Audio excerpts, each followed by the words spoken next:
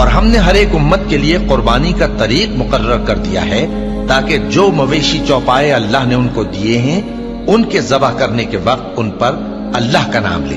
سو تمہارا معبود ایک ہی ہے تو اسی کے فرما بردار ہو جاؤ اور عاجزی کرنے والوں کو خوشخبری سنا دو۔ اور قربانی کے اونٹوں کو بھی ہم نے تمہارے لیے اللہ کے شعائر مقرر کیا ہے، ان میں تمہارے لیے فائدے ہیں، تو قربانی کرنے کے وقت قطار باندھ کر ان پر اللہ کا نام لو، پھر جب پہلو کے بل گر پڑے تو ان میں سے کھاؤ، اور قناعت سے بیٹھ رہنے والوں اور سوال کرنے والوں کو بھی کھلاؤ۔ اس طرح ہم نے ان کو تمہارے زیر فرمان کر دیا ہے تاکہ تم شکر کرو۔ اللہ تک نہ ان کا گوشت پہنچتا ہے اور نہ خون، بلکہ اس تک تمہاری پرہیزگاری پہنچتی ہے۔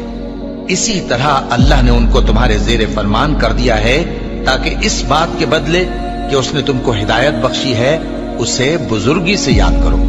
اور اے پیغمبر، نیکوکاروں کو خوشخبری سنا دو، اللہ تو مومنوں سے ان کے دشمنوں کو ہٹاتا رہتا ہے۔ بے شک اللہ کسی خیانت کرنے والے ناشکرے کو دوست نہیں رکھتا۔